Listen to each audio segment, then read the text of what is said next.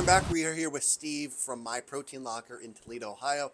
Steve, how are you? Very good, thank you. Yes, thank you for coming on the podcast. I tried your meat. Your meat patties are absolutely amazing, so I'm very excited to interview you and have you share your expertise. So thank you. Thanks for having me on. I'm excited to talk to you.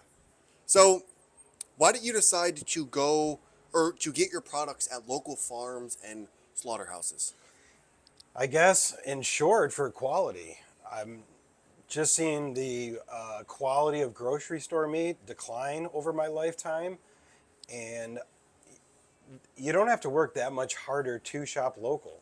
There's plenty. I mean, we're here in Ohio in the Midwest. There's local farmers all over the place. They're all in Ohio. They're across our state and in the Midwest. So, it just seemed like a natural direction to go.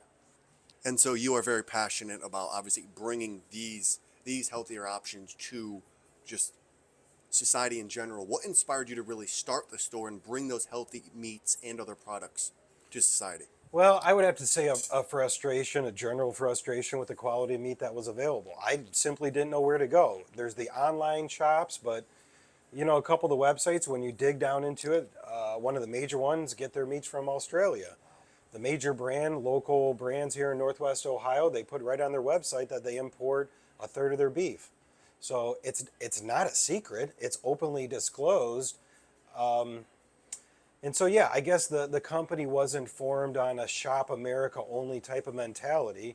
It was, can we get better quality for somewhat similar price and still support our neighbors? It just seems like a common sense direction to go. In me as a consumer, I simply didn't know where to go. I didn't know who had it or where it was coming from. And again, with the declining quality, it's something that I wanted for my family.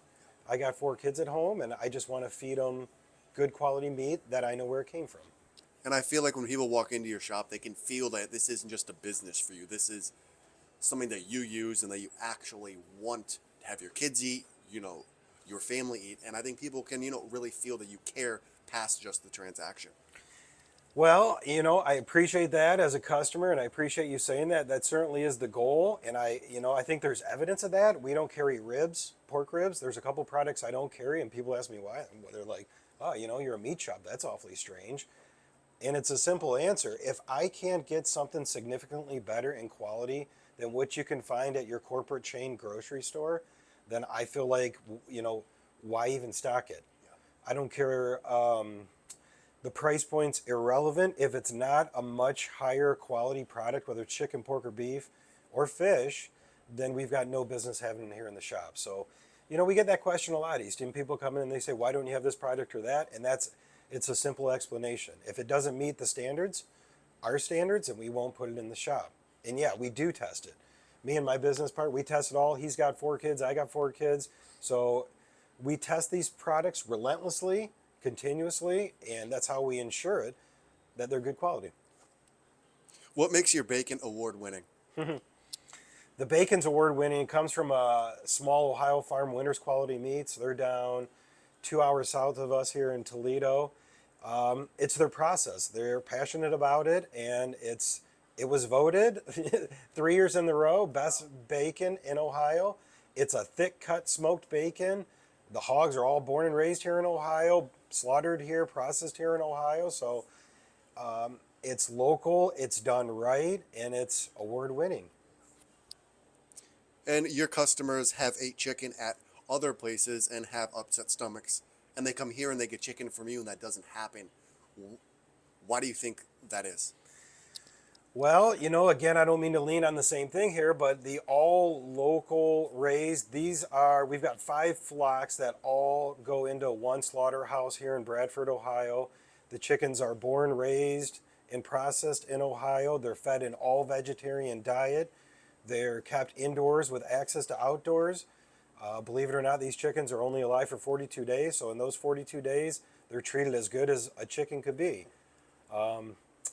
It's done with Amish standards. It's an Amish family. They do use power, so maybe it's perhaps more of a Mennonite, but it's a very old-fashioned, old way of processing chicken. In fact, they're hand processed, Wow. which is unheard of. Yeah. The larger companies, there's one that dominates the market. They can process chickens using machines in fractions of seconds. Our chickens are processed by humans. So, you mentioned, why do some customers like our chicken more than the corporate chains? Well, that's why.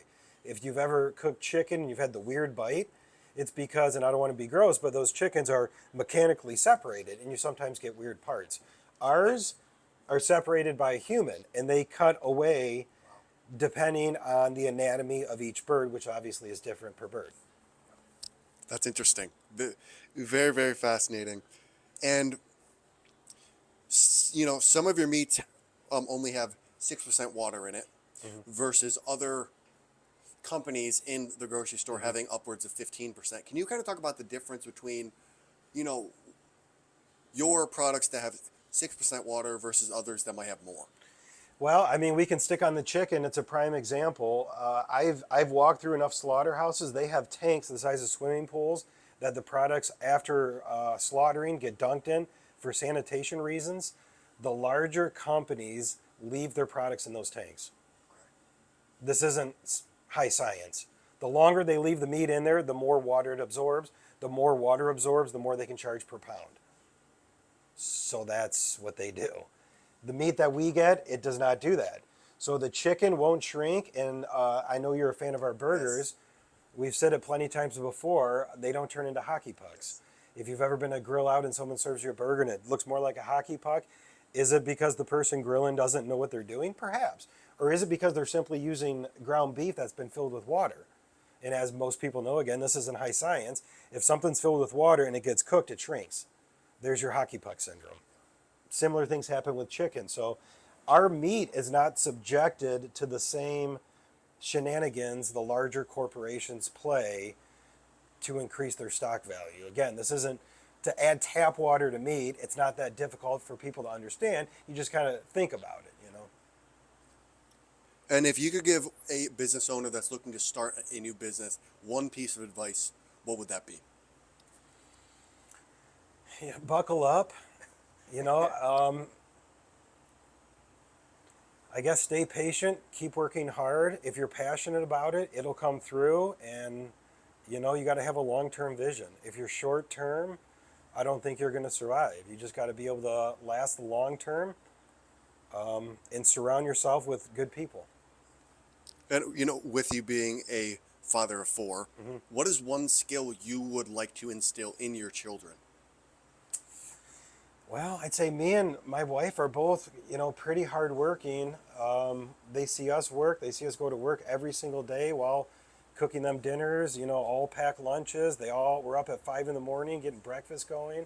So I guess that would be it, whether they wind up in construction or landscaping or tech or banking. I just want them to work hard. I want them to grind. I feel like that's the only way people get ahead. I feel like it's the American way. It's what made this country great originally, and it's what it continues to make us great.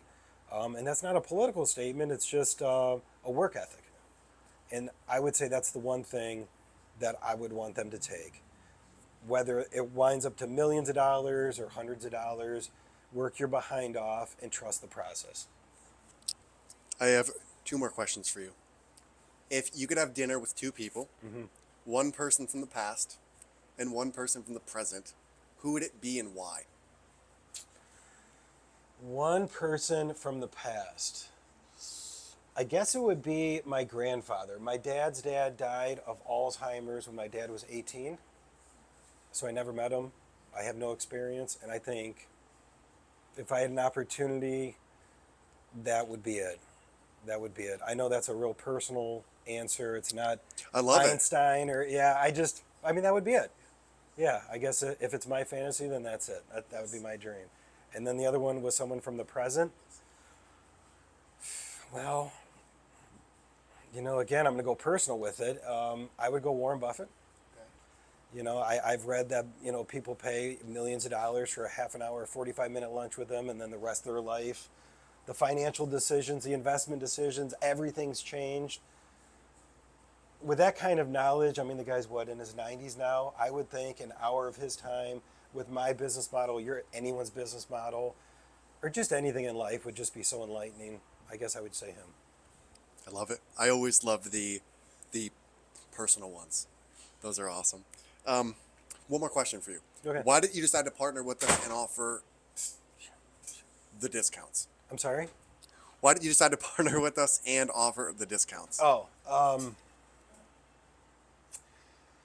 well, I'm passionate about the discounts. We give 15% for all of our military veterans. I give certain percentages off for returning customers. And I just kind of liked your position. I liked your company and how you come at it. You guys made it simple for us, the end user. And I believe your motivations and your perspective is similar to mine. And I feel like it's a good partnership. We appreciate you, Steve. Those are the questions I have for you. How can people find you, and what is one thing you want to leave people with? They can find me. We are neighbors to Berry Bagels in Sylvania. They've been here for 50 years. Most people in Northwest Ohio know where the original Berry's is. You could also go to Google or our website. What was the second half of that? What is one thing you want to leave people with? Well, give us a try. A lot of people wind up being creatures of habit. They're in their corporate grocery store mentality, and they have forgotten that there might have been another opportunity to get their burger, meat, and chickens from somewhere else that might be higher quality and similar price. So I'd say step out of your normal routine and give us a go. I love it. Well, Steve, Easton? thanks for coming on. Thank you.